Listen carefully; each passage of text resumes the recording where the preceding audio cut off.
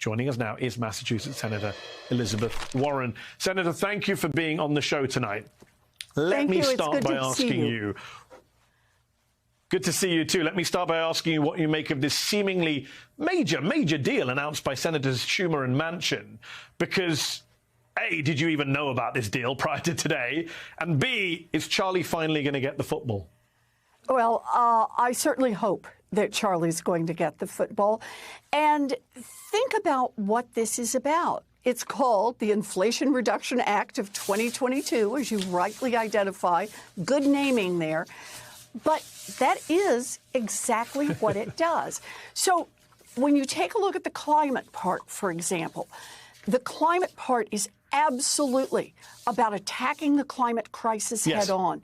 But large parts of it are about how to bring down costs for families all across the country, how to reduce the costs of their utility bills every month, how to make their homes more energy efficient, how to have more access to cheaper, cleaner energy. So it's about bringing down costs. And then look at the part on healthcare. The part about reducing the cost of prescription drugs because the government is going to negotiate, putting a cap for Medicare recipients that says you never have to spend more than $2,000 a year on prescription drugs, and expanding coverage of health care to many people who don't have it right now. And then look at the third part, and that is how it's paid for. It's paid for by saying to giant corporations that have more than $1 billion in profits, you're going to have to pay a 15% minimum tax on your book profits, not after you've fiddled around with the IRS and all the loopholes that you lobbied in. Your book profits. This is serious. And in addition to that, there's going to be the carried interest loophole is going to be tightened. We're going to save money on the drugs.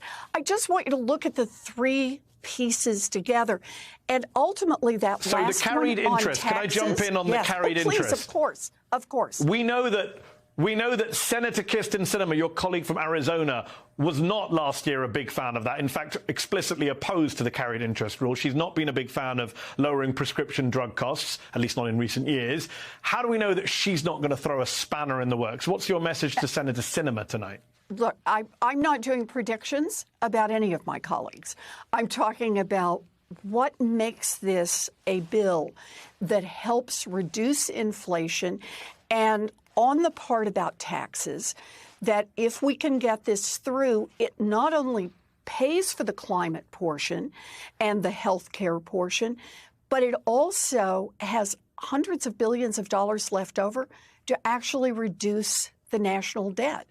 This is a bill that truly is about fighting inflation, bringing down costs for families, and putting the country on a sounder economic footing.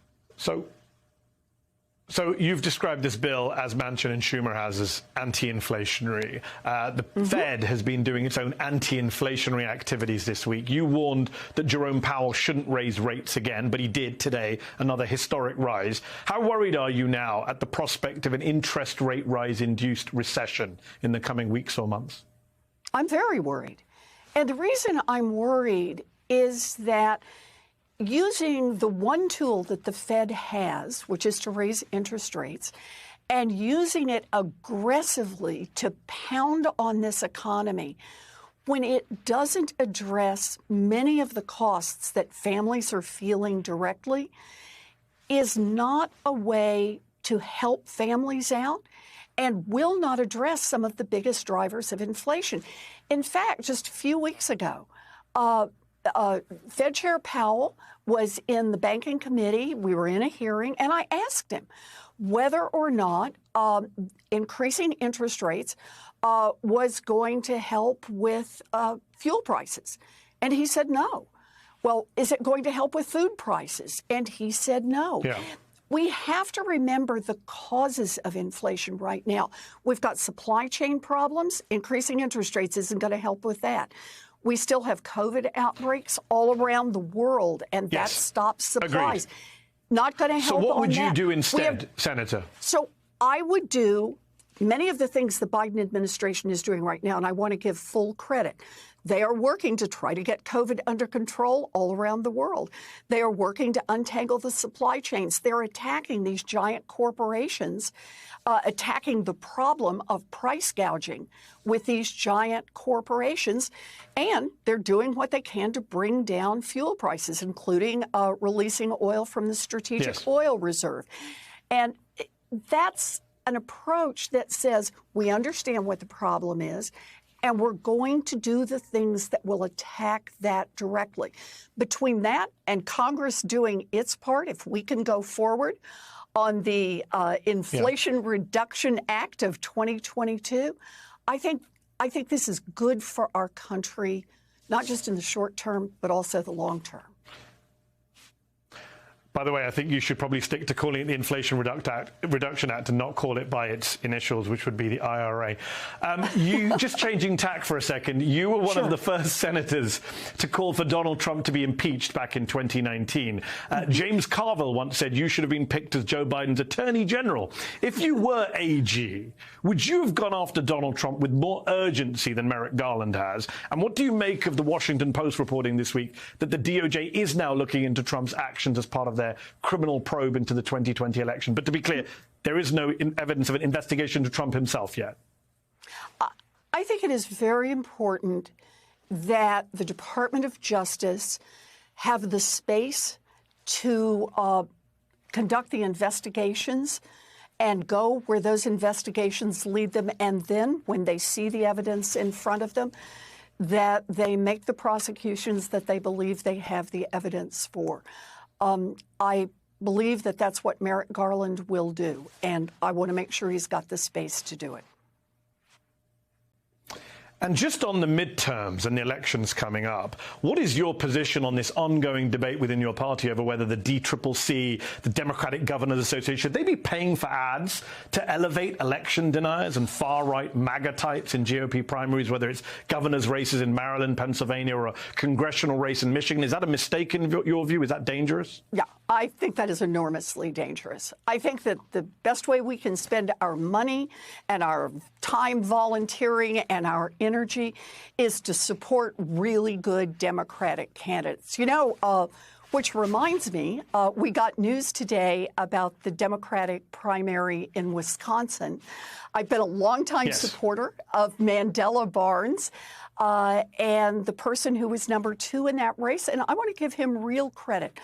Mr. Lasry said he didn't see a path for winning, so instead of staying in this last 2 weeks and spending a lot of money on his own campaign, that he's going to join hands with Mandela Barnes and help push him forward, because he recognizes that Mandela has the best possible chance to beat one of the worst senators, Ron Johnson.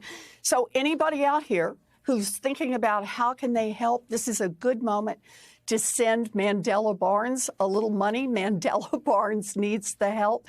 And that's what we should be doing. If you really care about these midterm races, let's support the strongest progressive Democrats out there, and Mandela's one of them. We're almost 100 days away from those midterms. Once those midterms are done, we'll start talking about 2024. You ran against Joe Biden in 2020 and lost in the primaries. There's a lot of talk about whether he should run again in 2024. A new CNN poll, Senator, shows a whopping 75% of Democratic and Democratic-leaning voters want a candidate other than Joe Biden. Do you agree with them? Should Biden run again in 2024? Will you be running again in 2024? Yes, Joe Biden should be running. He is running. I will be running for Senate in 2024. But I want to say this. I'll give you those sentences. We've got to stop the catnip about 2024. We are 100 days out from a midterm. And what happens in 2022? 2 more Democratic senators, and we can get rid of the filibuster, and we can actually protect voting rights. We can make Roe versus Wade the law of the land. We can do even more on the climate crisis. We can actually make gun safety a priority. I agree with you on those issues.